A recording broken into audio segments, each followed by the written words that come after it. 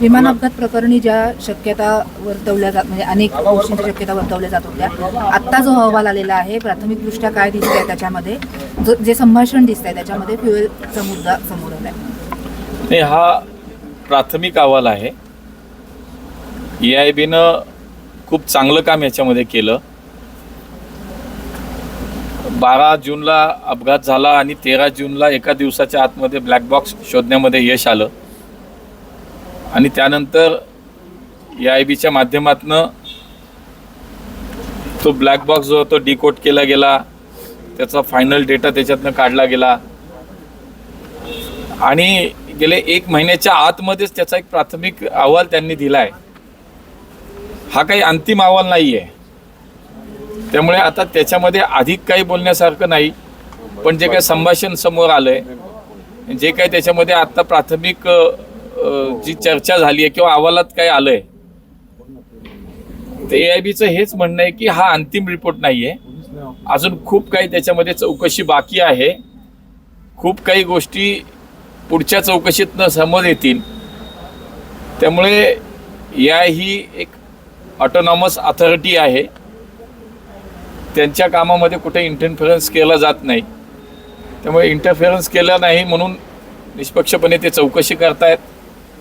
मला एवढंच वाटतं की आज जगामध्ये आपले पायलट असतील, क्रू असतील, यांचं खूप चांगलं नाव आहे आणि त्यामुळे प्राथमिक ह्याच्यात तर हे नक्की दिसतं की याच्यामध्ये काहीही असं वेगळं काही घडलं असं काही वाटत नाही. पण तरीही मी हेच सांगेन की याच्यामध्ये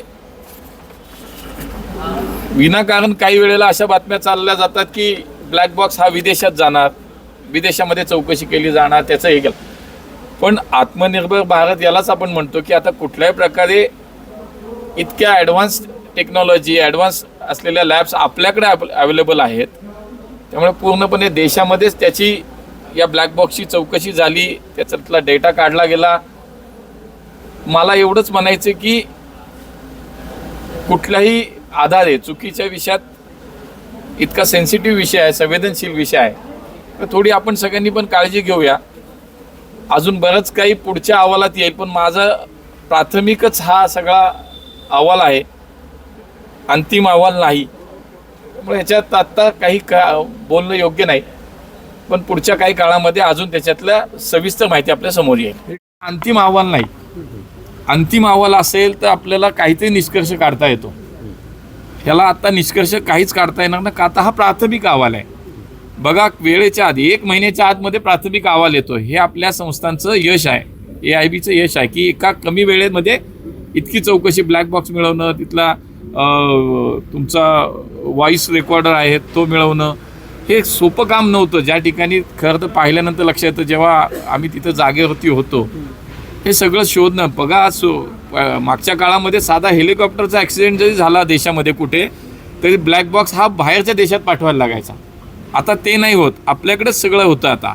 आणि म्हणून मला असं वाटतं की थोडीशी काही ना काही एक ठोस माहितीच्या आधारेच मला असं वाटतं आपण सगळ्यांनी थोडी, मला या सगळ्याची माझी विनंती आहे की आपण थोडंसं सहकार्य राहू आणि जे देशाच्या हिताचं आहे किंवा देशासाठी कुठल्याही पद्धतीचं आपल्या देशाच्या याला बाधा येणार नाही त्याला, अशा पद्धतीनं सगळ्यांनी आपण काम करूया. पण आता हा माझं एवढंच शेवटी म्हणणं आहे की हा प्राथमिक अहवाल आहे, अंतिम अहवाल यायचा आहे. कधी याल? ज्यावेळेला तुमच्याकडे फायनल रिपोर्ट येईल.